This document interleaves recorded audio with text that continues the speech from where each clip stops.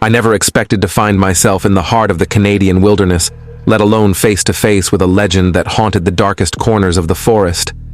But there I was, standing on the edge of a remote lake, with only the whispering pines and the distant calls of unseen creatures to keep me company. My name is Daniel, and this is the story of how I encountered the Wendigo. It all started with a simple desire for adventure. I had grown tired of the monotonous routine of city life and longed for the kind of thrill that could only be found in the wild. So when my friend James suggested a camping trip deep into the untamed forests of northern Canada, I jumped at the chance. James was an experienced outdoorsman, and his tales of untouched landscapes and pristine beauty were enough to convince me that this was exactly what I needed. We set out in early autumn, the air crisp and the leaves just beginning to turn their fiery shades of red and orange. Our journey began with a long drive north, followed by a treacherous hike through dense underbrush and rocky terrain. Each step took us further away from civilization and deeper into the heart of the wilderness. The first few days were everything I had hoped for. We fished in clear, cold streams, cooked over open fires, and slept under a blanket of stars.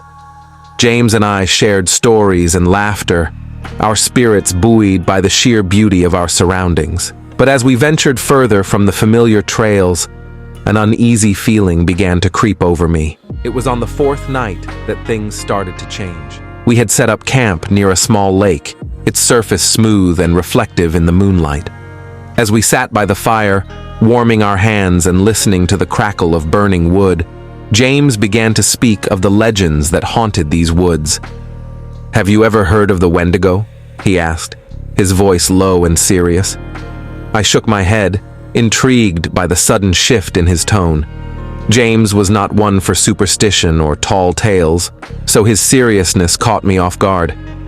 "It's an old legend," he continued. "The indigenous people here have spoken of it for generations. They say the Wendigo is a malevolent spirit, a creature born of insatiable hunger and dark magic. It was once human, but it was transformed by the cold and the hunger of the wilderness. Now it roams these woods, always starving, always hunting." A shiver ran down my spine as he spoke. The fire seemed to burn a little less brightly, and the shadows around us grew longer and darker. "They say it can mimic human voices," James went on, his eyes fixed on the flames. "It calls out to you, luring you deeper into the forest, and once it has you, it devours you, body and soul." I laughed nervously, trying to shake off the sense of dread that had settled over me. "Sounds like a ghost story to keep people from getting lost in the woods." James shrugged, his expression unreadable. "Maybe, but there's something about these woods, something that feels different.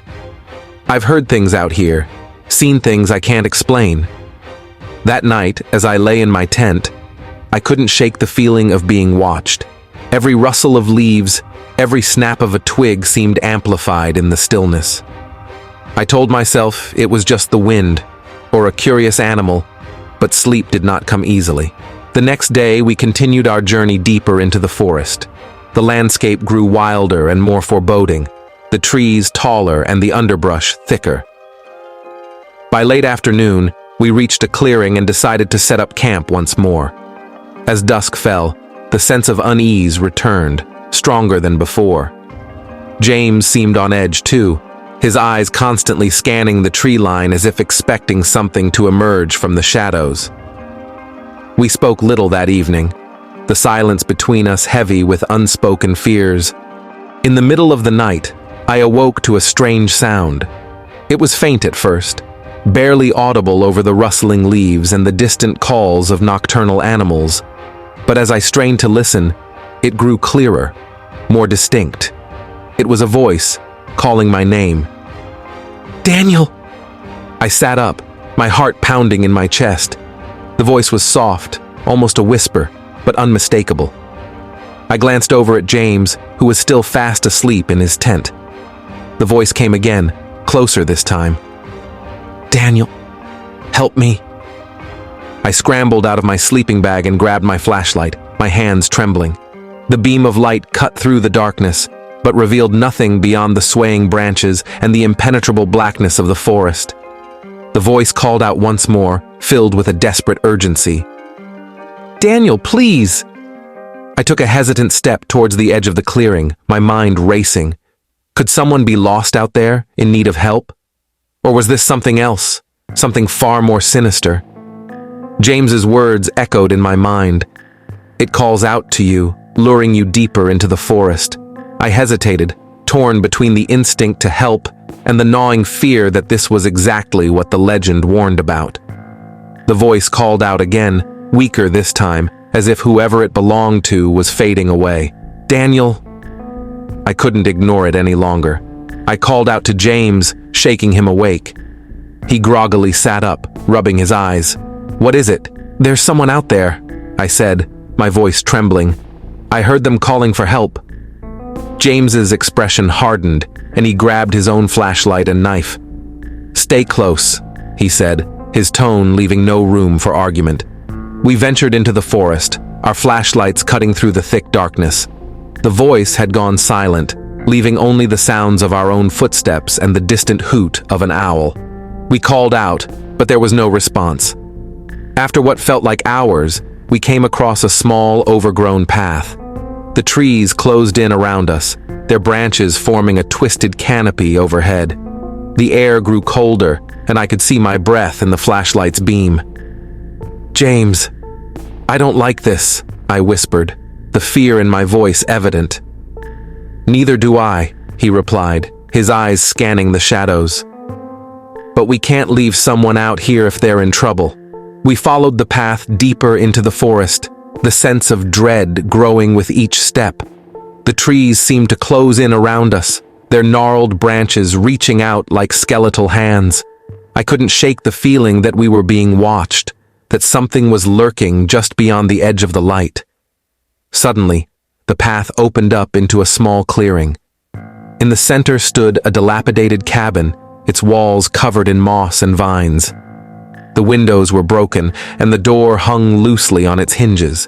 It looked like it had been abandoned for years. "Do you think they're in there?" I asked, my voice barely above a whisper. James nodded, his grip tightening on his knife. "Only one way to find out." We approached the cabin cautiously, our flashlights casting eerie shadows on the walls. The air was thick with the scent of decay, and the floorboards creaked under our weight. As we stepped inside, the temperature seemed to drop even further, a chill that cut straight to the bone. "Hello?" James called out, his voice echoing through the empty rooms. "Is anyone here?" There was no response, only the sound of the wind whistling through the broken windows. We searched the cabin, but found nothing but dust and cobwebs. Just as we were about to leave, I heard it again.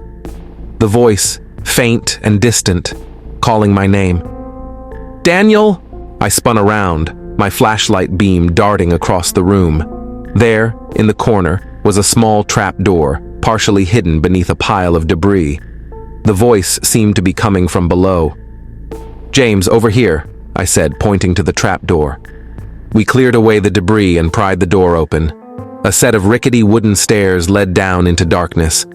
The air that wafted up from below was cold and damp, carrying with it a faint, sickly sweet odor.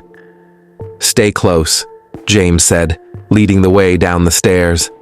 As we descended, the walls closed in around us, the darkness pressing in from all sides. The steps groaned under our weight, threatening to give way at any moment. At the bottom, we found ourselves in a small, dank cellar. The air was heavy with moisture, and the floor was slick with a thin layer of mud. In the corner of the cellar, huddled against the wall, was a figure. It was difficult to make out in the dim light, but as we approached, I could see that it was a man, his clothes torn and dirty, his face gaunt and hollow.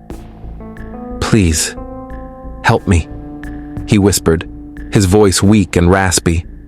James knelt down beside him, checking his pulse and looking for any signs of injury. "What happened to you?" he asked. The man looked up at us, his eyes wide with fear. "The Wendigo," he said, his voice barely audible. "It took my friends. We were camping, just like you. It called to us, lured us into the forest. One by one, it took them. I managed to escape, but it followed me here. I don't know how long I've been hiding. Please, you have to get me out of here." James and I exchanged a worried glance. We had both heard the stories, but hearing this man's account brought the legend to life in a way that made my blood run cold. "We need to get him out of here," I said, my voice trembling. James nodded, helping the man to his feet. He was weak, barely able to stand, and we had to support him as we made our way back up the stairs and out of the cabin. The forest seemed even darker and more menacing than before, the trees closing in around us as if trying to trap us within their grasp. As we hurried back to our camp, the man's words echoed in my mind. The Wendigo. It had always been just a story, a legend told to scare children. But now, with the evidence of our own eyes and the terror in this man's voice, it felt all too real. We reached our camp and quickly packed up our gear, eager to put as much distance between us and the forest as possible. The man's condition was worsening, and we knew we needed to get him to a hospital. We set off towards the nearest road, our pace hurried and our nerves on edge. As we walked, I couldn't shake the feeling that we were being watched. Every rustle of leaves, every snap of a twig sent my heart racing. I kept glancing over my shoulder, half expecting to see a shadowy figure stalking us through the trees. The man's breathing grew labored, and he began to stumble, his strength failing him. We had to stop several times to let him rest, each pause filled with tense silence. "We're almost there," James said, trying to keep the man's spirits up. "Just a little further." But as we pressed on, the feeling of being watched grew stronger. The forest seemed to close in around us, the trees looming like dark sentinels. I could hear whispers on the wind, faint and indistinct, like the murmurs of unseen voices. Suddenly, the man collapsed, his legs giving out beneath him. James and I knelt beside him, trying to rouse him, but his eyes were glazed over, his breathing shallow. "We need to get him to the road," James said urgently. "We're running out of time." We lifted him between us, supporting his weight as best we could. The forest seemed to grow darker with each step, the shadows deepening and the air growing colder. My breath came in ragged gasps, my heart pounding in my chest. Just as I thought we couldn't go any further, we broke through the tree line and stumbled onto the road. Relief washed over me, and I almost collapsed from exhaustion. We flagged down the first car that passed, a kind, older couple who didn't hesitate to help when they saw the condition of the man with us. They drove us to the nearest hospital, where the doctors immediately took the man into their care. James and I sat in the waiting room, our minds reeling from the night's events. The legend of the Wendigo had come to life before our eyes, and the fear that gripped us in the forest still lingered. We stayed at the hospital until we were sure the man was in stable condition. He never regained consciousness while we were there, and the doctors were unsure if he would ever fully recover. As we left, I couldn't help but feel a lingering sense of dread, as if the Wendigo was still out there, watching, waiting. James and I never spoke of the Wendigo again after that night. The forest that had once seemed so inviting and beautiful now held a darkness that we could not forget. The legend had become a part of us, a shadow that would forever haunt our memories. And so, I tell you this story not to frighten you, but to warn you. There are things in this world that defy explanation, creatures that lurk in the shadows and prey on the unwary. The Wendigo is real, and it still roams the forests of northern Canada, always hungry, always hunting. If you ever find yourself in those woods and you hear a voice calling your name, do not follow it. Turn back and leave the forest while you still can. For once the Wendigo has you in its sights, there is no escape.